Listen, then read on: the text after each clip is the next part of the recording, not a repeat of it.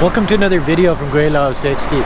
China's been keeping their head down for decades now, and they've been growing economically for a long time, and their influence around the world has been growing and growing. There's a lot of reasons for that. Their buying power, for one. You see the buildings behind me here? Those weren't there a couple years ago.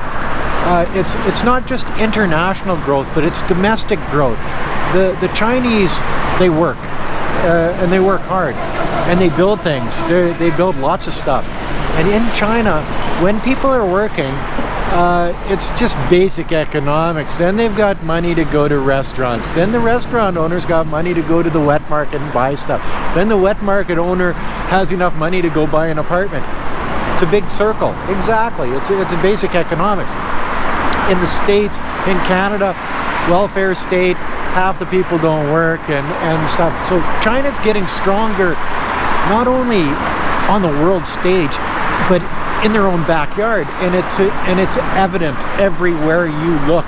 Like, look around me here, all of the high-rise buildings, and this is just one small area. And you can see some of the older buildings that haven't been taken off yet, but you give it a couple years, and none of these buildings here, the old brick buildings, will be here anymore. They'll all be replaced by brand new stuff, creating jobs. Yes, so the restaurant guy can buy wet market stuff, and the wet market guy can buy an apartment, and the circle continues. China on the international stage is coming into their own now. They've been sort of in a back room of economics worldwide for a lot of years. But as they grow, the Belt and Road Initiative, it's building ties with lots of countries around the world, gives them more influence. But as they purchase internationally, like all of the cement that goes into these buildings, all of the food that they have to import from different countries to feed their 1.4 billion people, the shoes, the clothes coming from Vietnam and Bangladesh, and coffee from Brazil and Colombia, and you name it, it all comes to China. And 1.4 billion people can buy a lot of stuff, let me tell you. So their buying power is so huge that everybody wants to be China's friend, except for the United States, Canada, Australia, Great Britain, New Zealand. All of these countries have sort of a hate relationship with China, and I really don't get it. But hey, it is what it is. But as China gains influence around the world, not just economically, but militarily, they're getting stronger and stronger, and they're going to have more influence in more countries, in Asia, in Africa, in Europe, Eastern Europe. Oh yes, and in the Western countries. Look what happened when they shut down Canada on canola and pork. That hurt the Canadian economy. As it hurt the Canadian economy, I just about fell off my bike. As it hurts the Canadian economy, it puts a black mark on the face of blackface of Trudeau. Yeah, okay, another blackface Trudeau.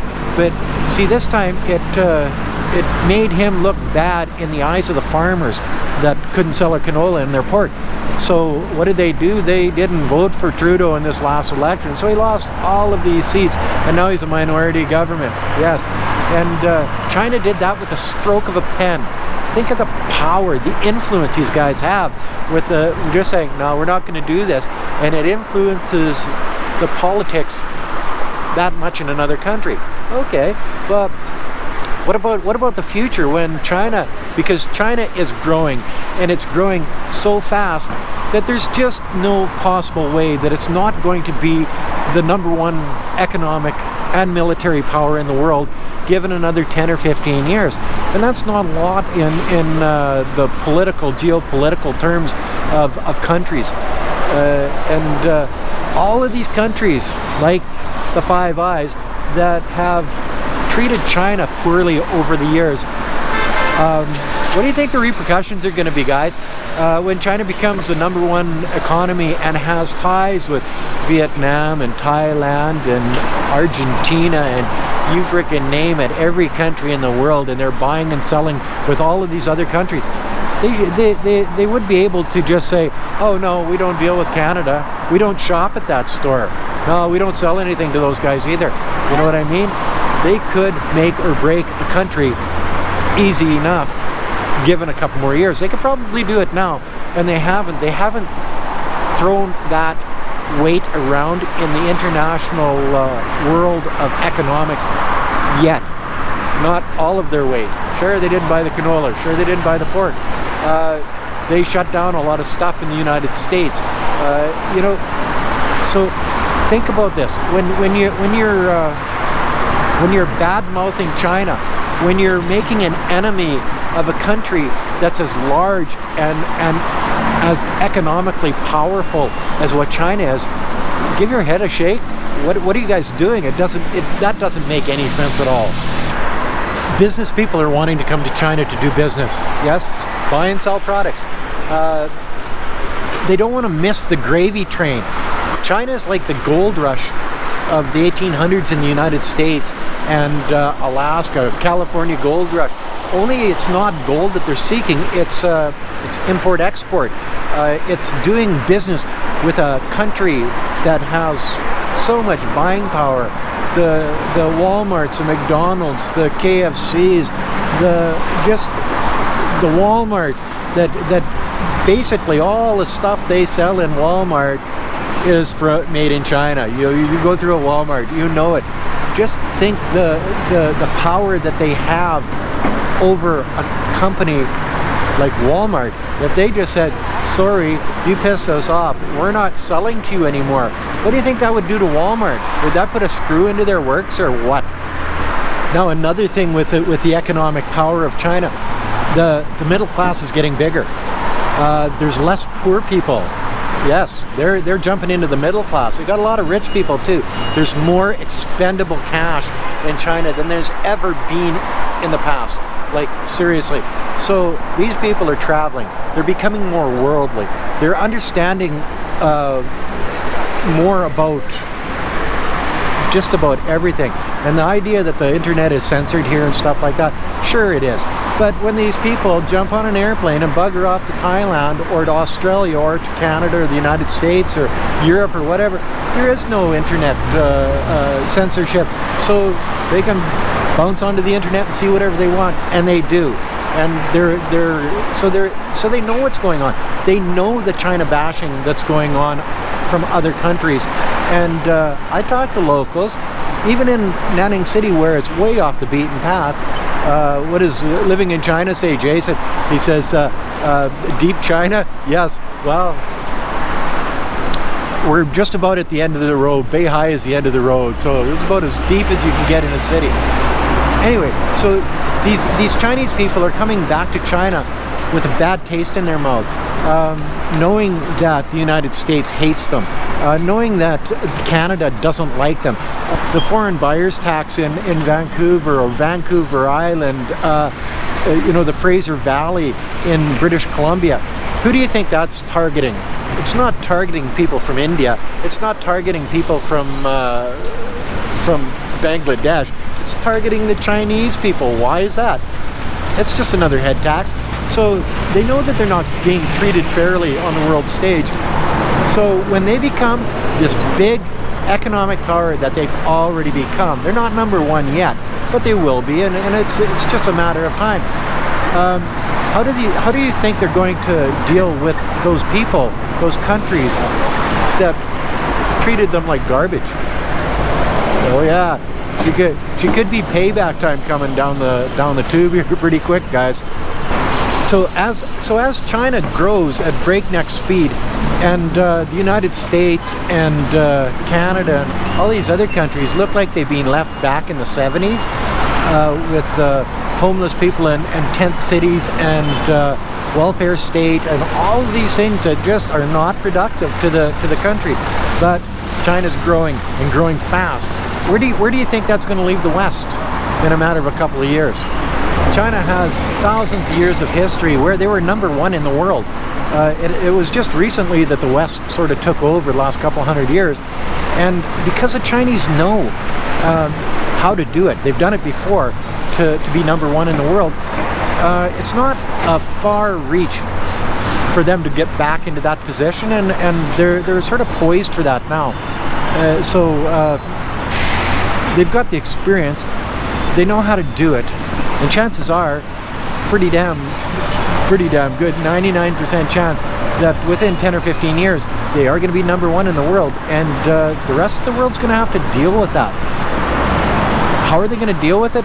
I think they're going to be eating a lot of the words that they've been spouting here over the last 100 years, you know, from exclusion acts and head taxes, and even today with foreign buyer taxes and immigration, looking at English requirements for immigration to Canada, and all of these things that have been targeting Chinese. They're not going to forget this. The government is really strong, and the people are hardnecks, is what my wife calls me when I won't bow to her way. She calls me a hardneck. Well, there's a lot of hardnecks here in China that just won't forget the way that you guys treat them, and it'll come back. It'll come back and bite you in the ass. I guarantee it. China sort of reached that tipping point that I don't think they can go back to the way that they were. The economy is too strong. You know, the trade war and tariffs and stuff in the States, that's just a little hiccup as far as China's concerned. Sure, they want things straightened out, but they're not going to bend over backwards for anybody to make it straight. They'll just wait it out. Their economy's too strong. So because they've hit that tipping point that they can't go back, they have to go forward, and being #1 in the world is the next step in the process. I'm sure that all of the countries that have been following the United States instead of China, thinking the United States is that big, powerful economic powerhouse and military powerhouse, in 10 or 15 years, are going to sort of be kicking themselves in the ass for not looking at it differently, for not sending people over to China that actually know China and know how to deal with them. Because the Chinese, they think differently than a Westerner does. So you can't send some Western diplomat over that has no freaking idea how a Chinese person or even the Chinese government thinks. So what I'm trying to say is, if you're picking sides against China, you're going to lose. It's a game. It's a big economic world power game, and if you pick the United States over China, you're going to lose. The United States, there's nothing like this going on in the United States. I guarantee you that. I've been all over the United States. You can't get nothing built there. Why? Because it's just the way it is. In China, it's different. They build things. They make it happen. They want to be the #1 power in the world.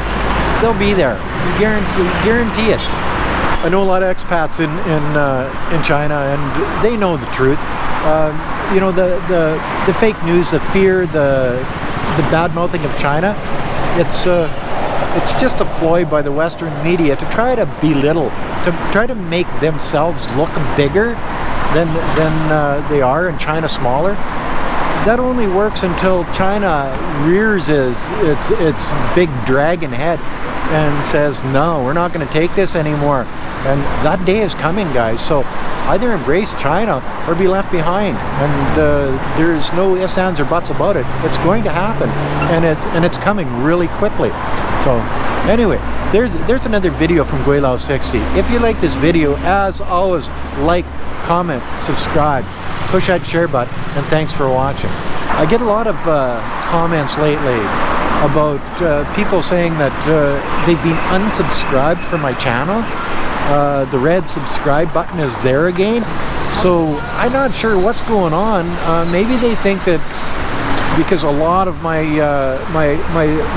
subscribers are Chinese, maybe they think it's spam. Who knows? Because if it's in Chinese language and whatever, they might think that it's Chinese spam. So check out your subscribe button and make sure that if you're a subscriber that it's turned on. Oh, and hit the bell. If you hit the bell, you'll get my my videos. And if you don't get a video, in an entire week, you know, somebody's unsubscribed your ass.